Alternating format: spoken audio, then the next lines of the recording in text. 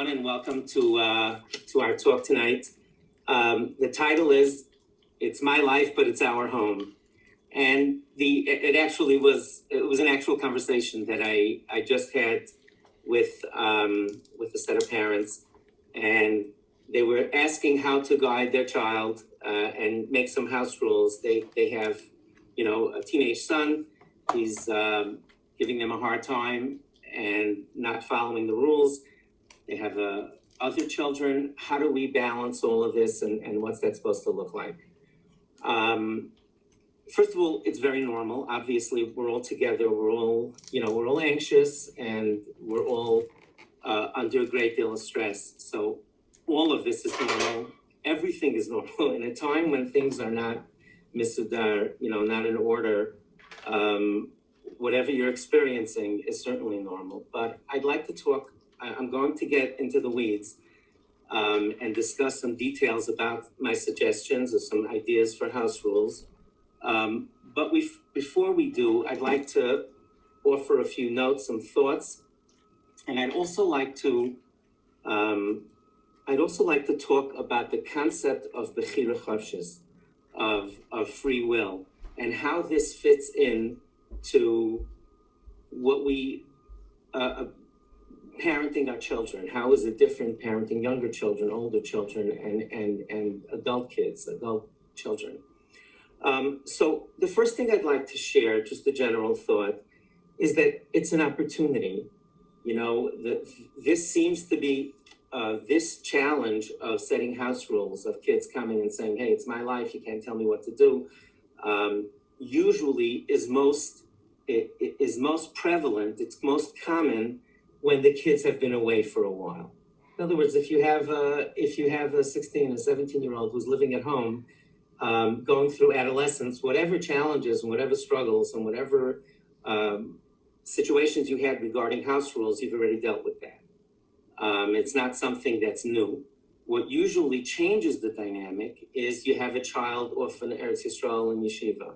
You have a child who's in college. They're away for a few years. You have an adult child in mid-20s that has or 30s that has an apartment in the city, and in New York City. I always think like a New Yorker, right? That's elsewhere, okay? And all of a sudden they come home and everything changes right now, and they're used to freedom. Again, I'm talking about this specifically because it's most logical that this is where the rubber would meet the road. Usually when the children, the adult kids or the teenagers are coming home into a setting where they're not used to people telling them what to do, and they're not used to having little kids around or all of that.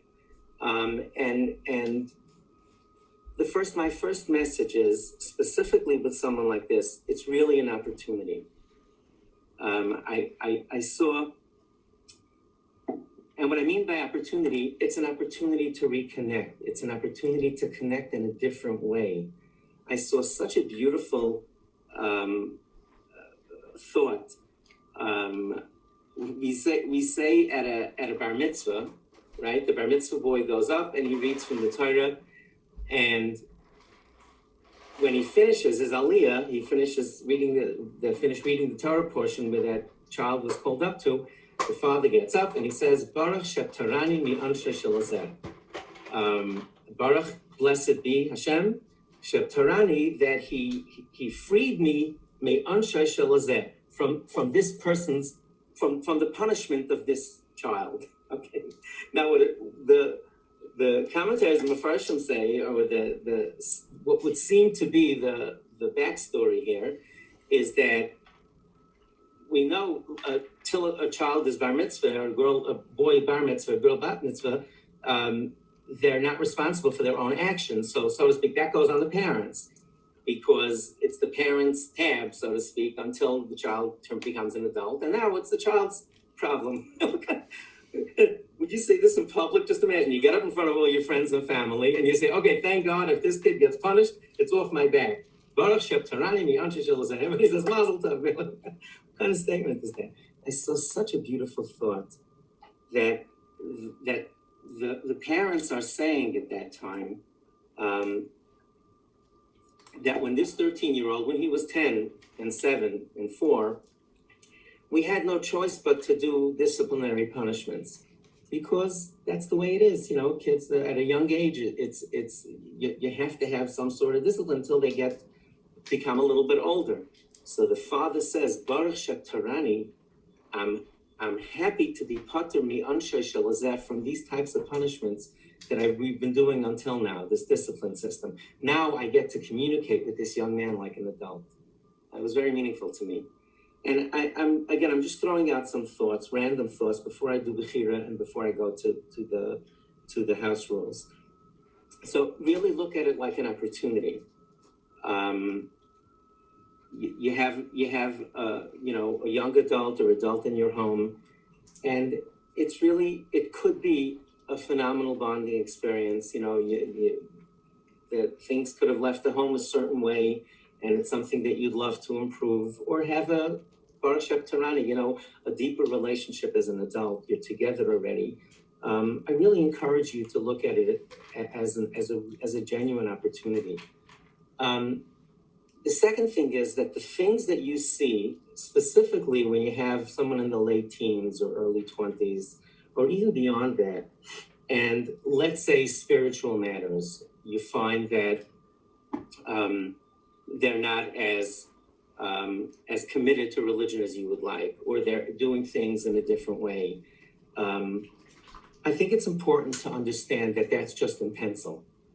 Okay, that's not something necessarily that's going to be permanent. Very often, the kids, especially like when they're in their late teens, I said early 20s, before they're ready to settle down and start dating or whatever, that period of time, a lot of the kids think to themselves, look, I know I'm going to have to settle down one day. I'm not ready yet. So a lot of what you see as a parent, if you have your child back after a couple of years and you notice that things are very different and you get very concerned, try to play the long game. I once had a close friend of mine who called me Friday afternoon, probably an hour before Shabbos, and he said, Yankee, my 18-year-old son refuses to go to shul Shabbos morning. So I said, what happens? So he says, I get ready to leave the house. I take my towels. I walk out of the house. And I say, come on, whatever, Yankee. Let's say, kids, come on, Yankee, let's go daven. And he says, Shabbos, Dad. And then I tell him, again, come on, we got to go daven. So he says, Shabbos, Dad, very politely, Shabbos, Dad. He's just reading the paper or doing what he's doing on the couch. And so I said, what happens? He said, well, we always get into a quarrel, and every single week we always get into this big fight, and my wife gets very aggravated. She said, I have to call you before this Shabbos. So I told him, I said, listen, do me a favor. This Shabbos, when your son says, Good Shabbos, Dad, you say, Good Shabbos, Yankee, and just walk out the door. And he said, just like that? I should just walk out and not say anything? So I said, how long have you been doing? You've been doing this for months. Did anything change on his side? No. So why are you doing this? Why are you stressing with him for not something that he's not listening to you for?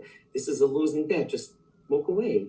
So he says, and I should he'll think that I'm okay with this. I said, you think he didn't figure it out yet? I wasn't laughing then, of course. I certainly felt for him, but I was just telling him to stand down a little bit. Anyway, he did it.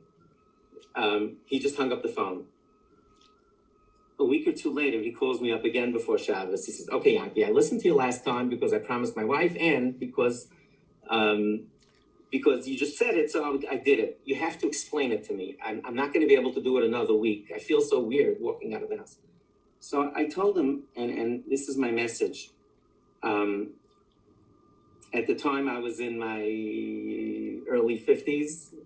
I just hit 60 last summer. So I told him, so I said, look, right now I exercise like a teenager and I eat sometimes like a teenager. I'm very active, but I'm not always as careful as I ought to be with food selection.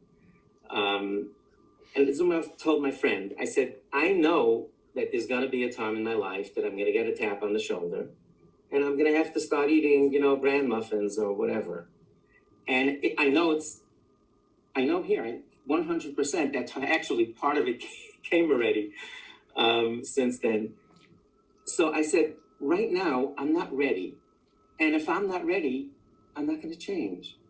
And everyone in the world can line up and talk to me about it. Nobody decides to lose weight because somebody's bothering them. You know, I just have to make that decision. And when I do, I'll do it.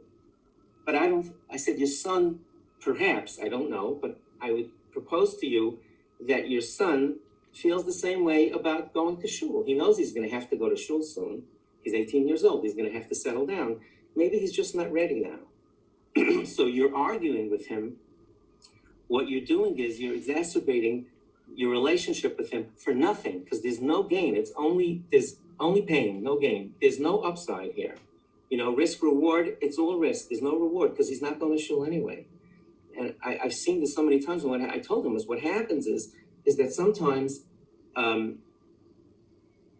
imagine nobody is bothering me. Nobody's on my back to lose. But let's say let's say one of my children, my wife would be telling, Yankee, you got to just, you know, again and again, the same thing.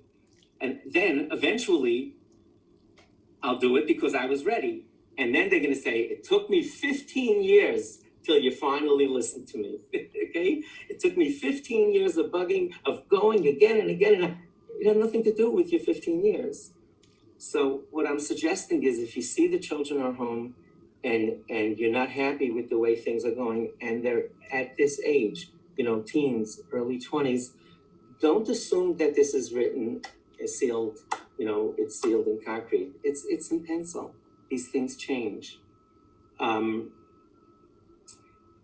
It's not about you. Two more things. It's not about you. Really, I know it's difficult for parents to hear this. It's difficult for parents to we feel guilty when things don't go well. What did we do wrong? What could we have done differently? Look, we all make mistakes, but very often it's just choices that the children make. You know, one of the ways the Rebbeinu Shalom set up this world is we go through adolescence. The point of adolescence is when we disconnect from our homes. You know, Al Ken Yazdo Vicious they're talking about marriage, but the same notion, we disconnect from our homes and we become our own people. And that is an adjustment. And the easiest way, the most effective way to separate yourself from your family is to do things a little bit differently. That makes you different. In other words, let me put it to you differently. If a child is exactly like their parents, who needs them or her? Okay? If they're just a copy of you, they're not them. This is a healthy part of separation. And we pray to Hashem that the changes are just one tiny little click, you know, to the left or to the right. We hope that separation is a small one, but sometimes it's not. You know, I was my dear friend Rabbi Horowitz from Eretz Yisrael. We're really close friends, and he mentioned to me, we were actually together years ago at an Aguda convention. We were talking about teens and teens at risk and things like that. So a parent in the audience said, you know, talked about what they had. And at home at Shabbos, one of the kids at the Shabbat table was disrespectful. So Rabbi Orlovitz said, you know what happened in my house, whatever, in the last couple of weeks? He said, this is what he said in front of everyone. He said, my son got at the table and he started to take off trumas and maestras from the food that his wife prepared for him.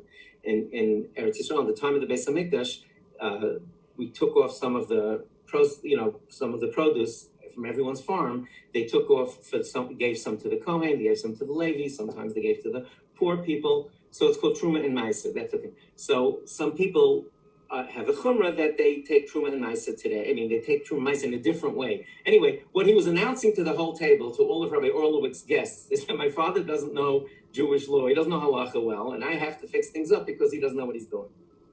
So Rabbi Orlowitz said this. So he said, he told the parent in response to the question, he said, so what did I do? He said, I ignored it. He's a teenager. That's stuff. It's teenage stuff. So I took the mic back. I said, Reb Nayach, he did something to the right of you. Well, what would have happened if he came in shorts and a t-shirt and everybody's dressed in Shabbos clothing? And, he gulped. And to his great credit, he said, I hope that I would have the same wisdom to ignore that too. And that was his quote. It's not about you. And it's choices children make since the beginning of time. Since the beginning of time, children have done things that upset their parents. This is just the way it is. The parent called me once. He wanted to send the child away from home because he gave a direct order and he didn't listen. I said, Hashem created Adam and Chava the first day. They didn't listen right away. And it was only Hashem and them. But you see in the Torah, the especially in Bereshis, you see the struggles that Avram had and Yitzchak had and Yakov had. And I think Yakov really closed an eye to a lot of the things, perhaps because of what he saw with Esav and everything. So it just separate, if possible, separate a bit and realize that it's not about you. And one last thing is that timing is everything. And when someone calls me and says, or emails me, Rabbi Horowitz, my son just got suspended from school. I'm going to pick him up at the airport. What should I say? Nothing. I say nothing. You say, I'm sorry you're coming for this. I love you very much. We'll talk sometime, and then you're home for a week. Sometime during the week, I'd love to go for a walk with you and talk about it. You let me know when it's right for you. And I shouldn't say anything else. Your child is not ready to listen to anything else. They're rattled, they're nervous. They're afraid of what you're going to say. This is not the right time. I guarantee you, you're not going to get any messages across to them. It's just not. And whatever I propose that whatever you're thinking about, having conversations about it, talking about, or admonishing them for what they're doing that you're not happy with, a time when there's disease and people are dying and everybody's in one home, one on top of another without the personal space, and you can't get out, and we're not used to the way things are. I would propose that this is probably the worst time to have a conversation where you're going to express your disappointment. If your child talks about life and wants to express, about he or she says they're setting goals and what do you think and what can I improve? Great, go for it. But I just don't think that this is the right time to do it.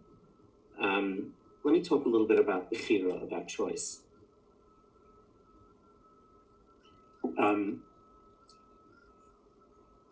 Why did Hashem give us free choice? Let's start with a general question. Nothing in the world goes with free choice. You don't drive on the roads with free choice. Nothing. There's order and systems and laws everywhere. Hashem really gave us free choice.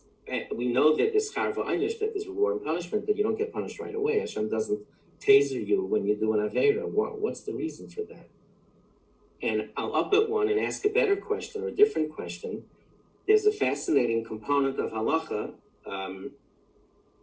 They don't always teach it to the kids in school for the reasons you'll find out, but Chazal say, our Chachamim say, that from the age of 13 to 20, exactly adolescence, and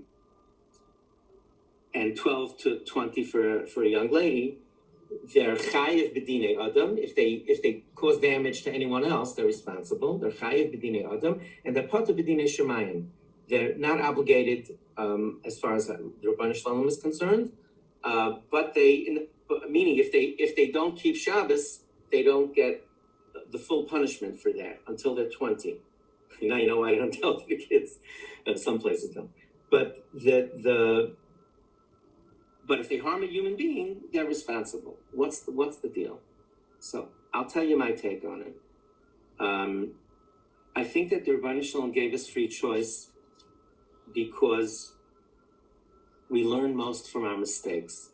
It's just the way it is. People give us good advice. We don't listen always.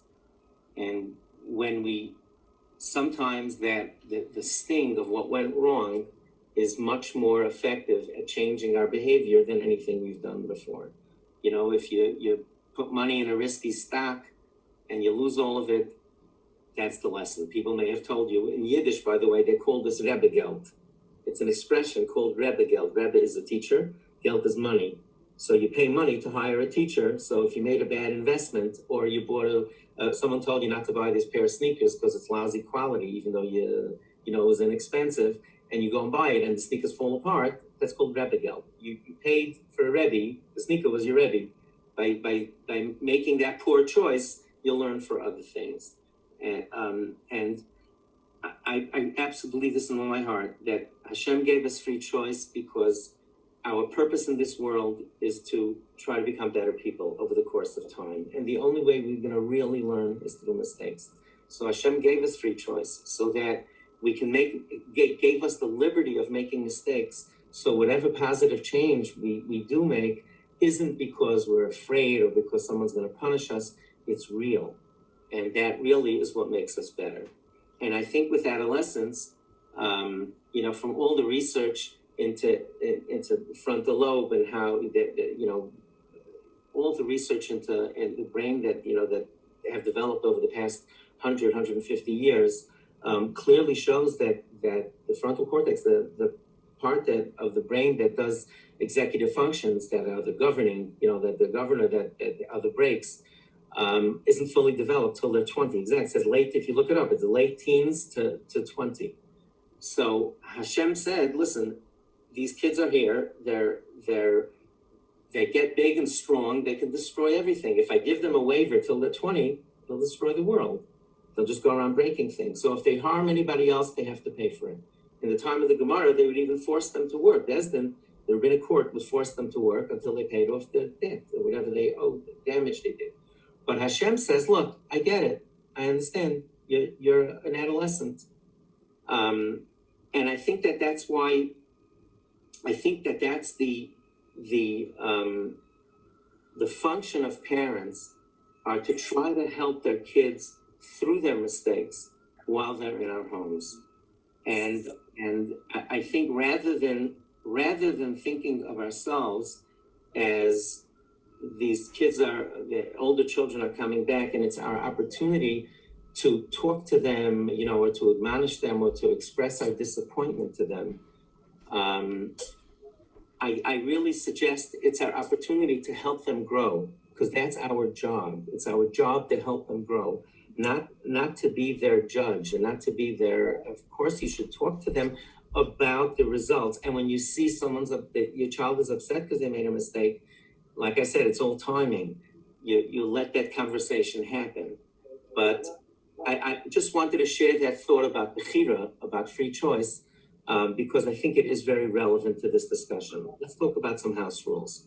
I think it's very important to have a real conversation with your adults that are back home or children, teenagers who are back home, and try to work things out. In fact, one of the letters that I got today from parents, expressed exactly that. I have a child, he comes home, we don't, we have a home, we don't have non-Jewish music or TV and movies, and my 17-year-old got into things and he doesn't hide the fact. Now, what are we supposed to do? We got 4 younger children from 8 to 12 to 16. So I think ideally you should try to work out a set of house rules where the children respect your home and try to do things privately. I have found over the years that generally speaking, children generally will follow reasonable rules if it's done in a proper way. There are kids who won't, and if there aren't, you should, talk about it. Like I said, in a time where I don't believe in a time when there's so much stress everywhere, and let's be honest, we're under a great deal of stress. I really don't think it's, in all likelihood, it's easy for us to say we're, Baruch Hashem, my wife and I are empty nesting here, so it's easy for us to say, but I can't imagine that it's going to come out in a way that'll be, effective long term. What to do with the other kids? Here's my advice. I always believe in straight talk. I think the best thing to do,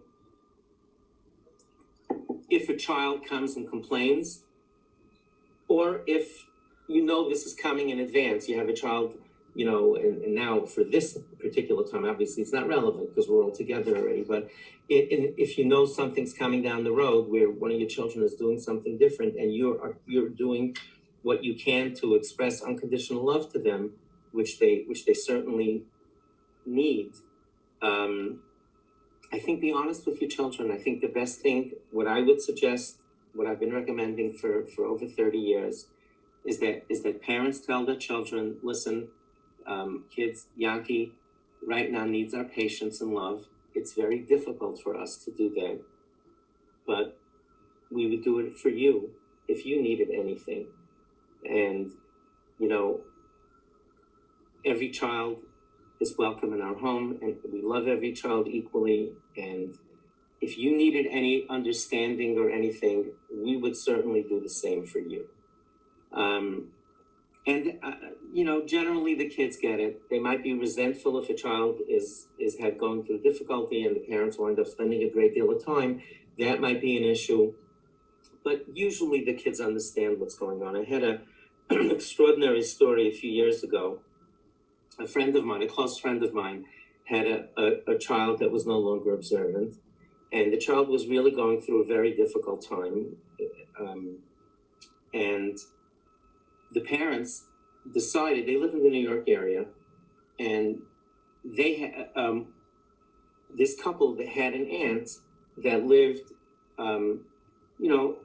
further away from the New York area, and it was, Midwest, and that woman, the aunt, was traditional. She was very respectful of religion, but she wasn't religious herself. And the two parents, my friend and his wife, sat down and talked it over, and they decided that the best thing, they had a Sukkot, I think, or Pesach. It was a long yontif that the whole family was together for over a week, and married kids were coming, and and they felt that the daughter would not be comfortable at home, either being forced to keep religious practice for the rest of the family, and that she just needed a little space. So they decided that they were going to buy her a ticket and send her to the aunt. So they called me. That they made that decision already, but they were wondering how to speak to the kids about it. Like, what do we tell the other children? And I said, just be honest, say what I said, that this is what she needs, and we would do it for you. Anyway, my friend got through half of that conversation. Like, he sat down with the other children. He said, look, listen, and one of the kids said, Daddy, she said, of course he should send her away.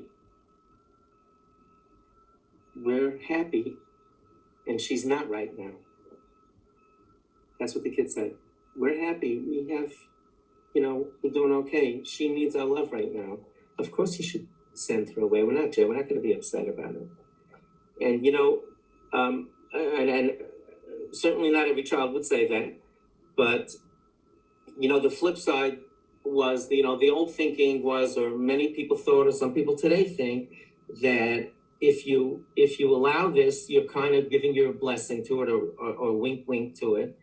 And if you send the child away, you're sending a message to the other children that there are boundaries, and beyond this, you can't go beyond this. And if you do, there's going to be consequence. And I think that what you're really telling your children, the other ones, I think you're really telling those younger kids, or impressionable kids who are watching, I believe that when you do that, what you're really saying is that my love for you, younger children, is conditional on you accepting religious practice the way I do. Now, what kind of love is that? We call it a hava shetluya b'davar. It's a love that's dependent on something else.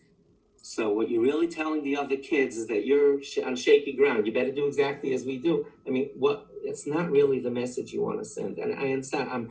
I'm certainly being overly simplistic, because that's just the nature. I'm not talking to any one of you about any details. But my big idea with all of this is that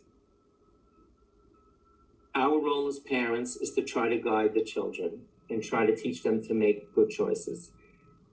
it doesn't end when they leave our homes. It's a lifelong practice. Hopefully, you keep a meaningful relationship with your child. You say Baruch Sheb Tarani, and you go away from the punishments and the discipline and the frowns and the expressions of disappointment that you might think is helpful and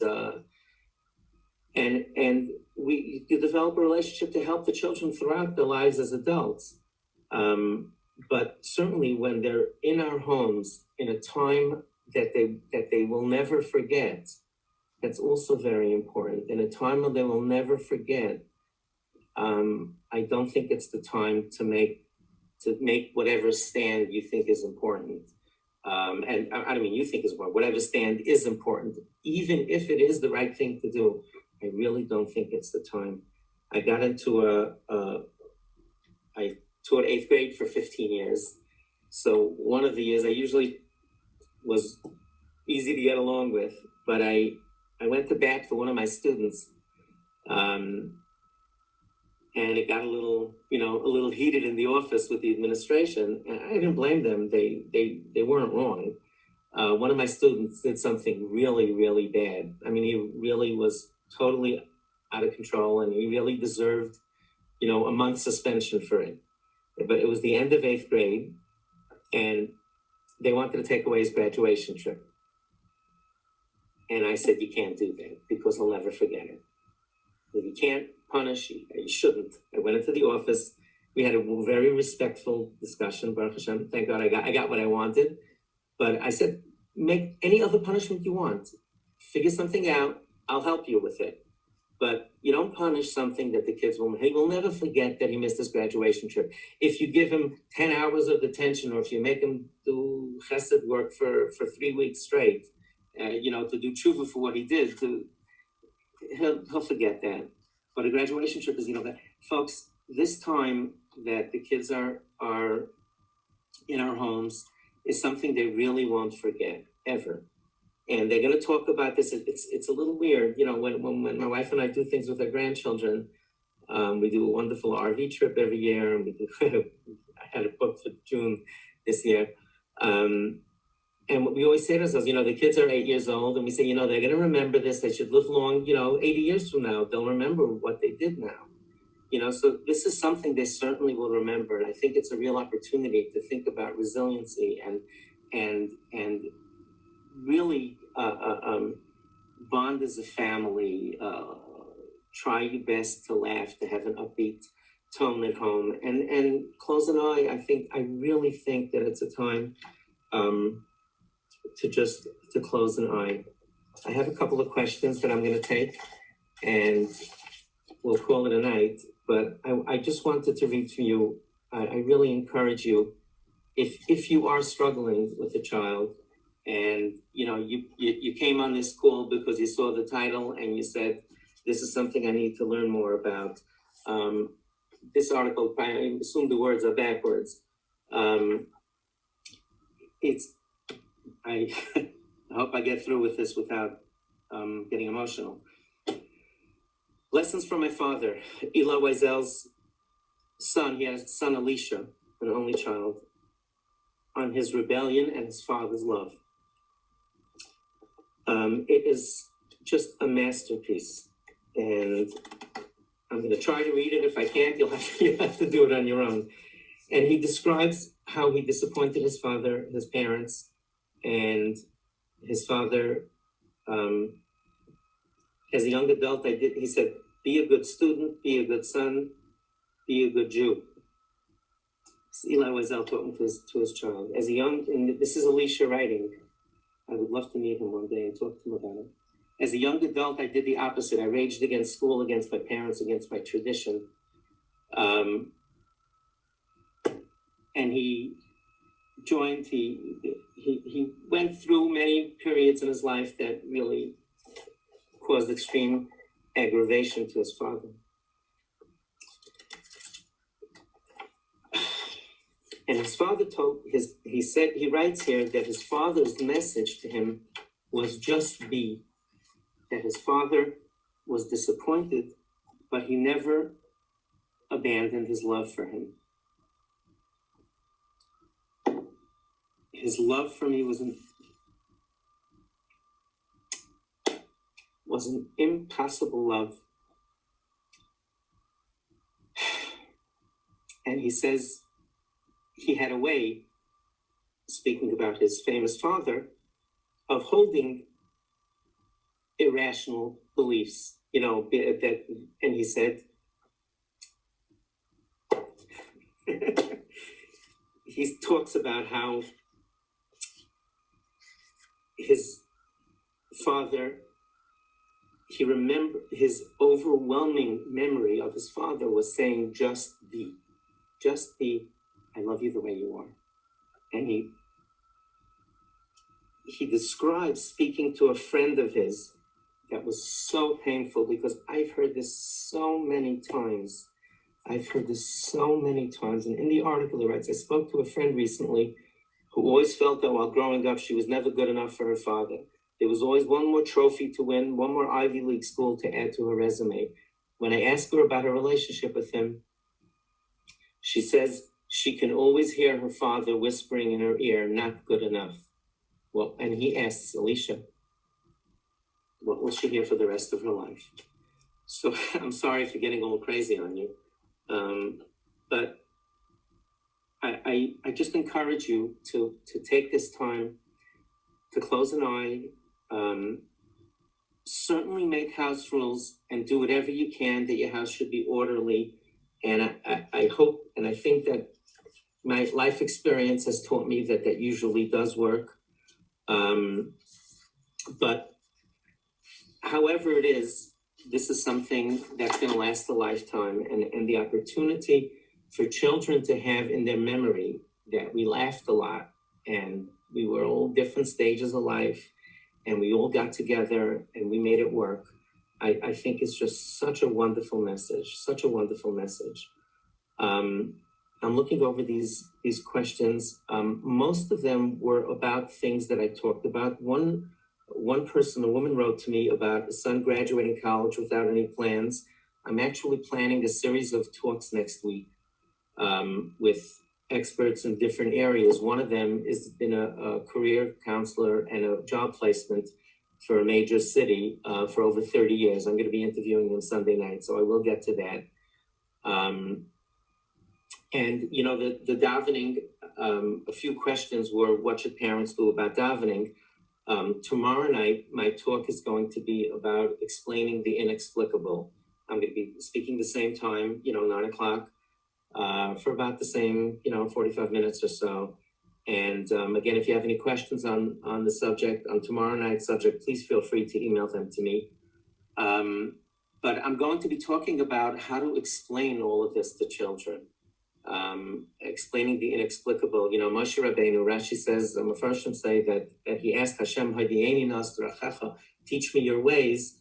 And Rashi says he wanted to know, it was right after Bnei Yisrael, Jewish people, got forgiven for the Chet HaEgel, for the sin of the Egel, of the golden calf. And Moshe was, as we would say in the vernacular, on a roll. So he asked Hashem, he said, let me know your ways. And our commentaries on Mefarshim say that he asked Hashem why good people get punished. This is a question, that people have been asking since the beginning of time. So I'm going to be talking about these, faith questions, how to respond to them. And I welcome you to join. The only thing I'm going to say about davening for tonight, because we did get a few questions about davening, and I assume that some of you who wrote that have a life and won't be going in tomorrow. So let me just share something that I used to do in our yeshiva. We very sadly, we lost, there were 3 mothers in our yeshiva who passed away, all so happened from cancer within a 12-year period. And we lost a wonderful, wonderful resource teacher that Nebuch got killed in a crazy car crash. Car jumped the curb. And I had to, we called in grief counselors, of course, but I had to go speak to the kids. I wanted to, I didn't have to. After the grief counselors left, I went in, I spoke to the classes and I listened, but we had staff meetings, and this is why I'm mentioning this. I told my staff, my Rabbeim, who daven the prayer is together with everyone in the shul. We had grades 5th through 8th together, so there were over 100 kids there. I told the Rabbeim by each of those 4 tragedies that they should expect some of the kids to go on strike. We call it in Hebrew, we call it a shvita. In Israel, it's called a shvita as a strike. It comes to Shabbat, like the rest time. And I told them to expect some kids are not going to want to daven. And I told them they might come into shul and not even open their siddur. And if that happens, I asked the Rebbeim, close an eye, please. Come talk to me about it, but don't say a word to the children.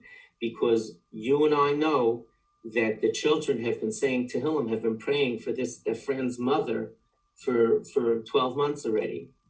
And they understood that answer to be a big no to them. And it's perfectly normal. It's a normal response for someone to be angry at God and trying to figure this out.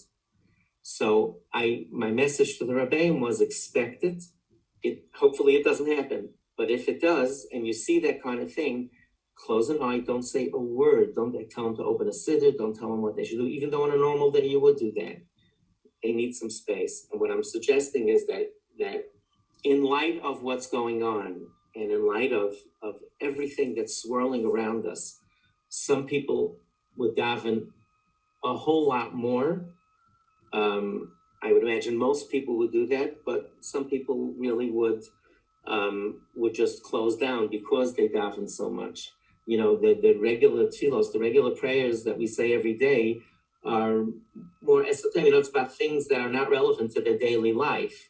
The davening for Yerushalayim, that's very beautiful, for Mashiach to come, and they daven for the tzaddikim and for Chaim to get das from her. All of this, here they daven for this woman to get better, and she didn't. So I'm just saying, I would just encourage you to